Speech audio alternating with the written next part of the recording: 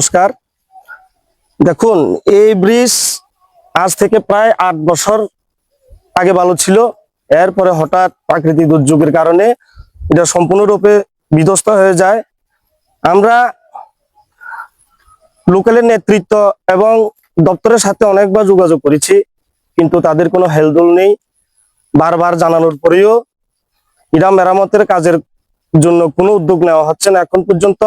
এই পথ দিয়ে অনেক স্টুডেন্ট, সাধারণ শ্রমজীবী মানুষ, খেটে খাওয়া মানুষ এই পথ দিয়ে হাঁটাহুটা করে। ব্রিজ ভাঙার ফলে, এই কালভার্টটা ভাঙার ফলে তাদের আর আসা যাওয়া বা স্কুল স্টুডেন্টরা আসা যাওয়ার ক্ষেত্রে অনেক অসুবিধা হচ্ছে।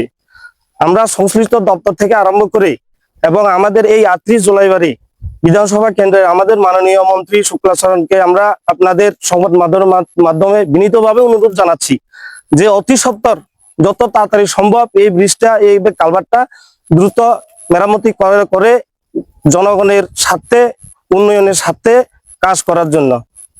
সরকার বলছে সবকা সাথ সবকা বিকাশ, কিন্তু আমরা যে কাজগুলো দেখতেছি এই জলবায়ু বিধানসভা কেন্দ্রের অন্তর্গত তেমন কোনো কাজের দেখতেছি না। কিন্তু আমরা চাই যে সরকার যেভাবে প্রতিশ্রুতি দিয়েছিল সেই প্রতিশ্রুতিগুলি অক্ষরে অক্ষরে পালন করুক।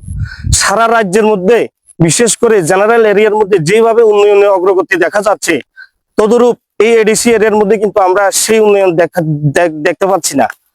তাই আমরা সরকার এবং আমাদের মাননীয় শুক্লাচরণ বাবুর কাছে আমরা বিনীতভাবে অনুরোধ রাখছি যেন সংশ্লিষ্ট দপ্তরের সাথে যোগাযোগ করে এই ভাঙা কালভার্টটা পুনরায় নির্মাণের উদ্যোগ নেওয়া হয়। নমস্কার।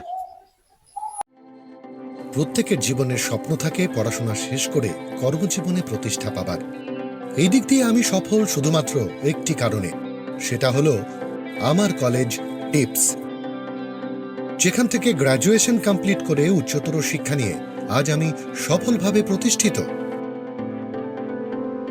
টিপসে পড়াশোনা ছাড়াও নিজেদের কেরিয়ারে কিভাবে অনেক বেশি মাত্রায় সুযোগ পাওয়া যায় তার সবকিছুই হাতে কলমে শেখানো হয়।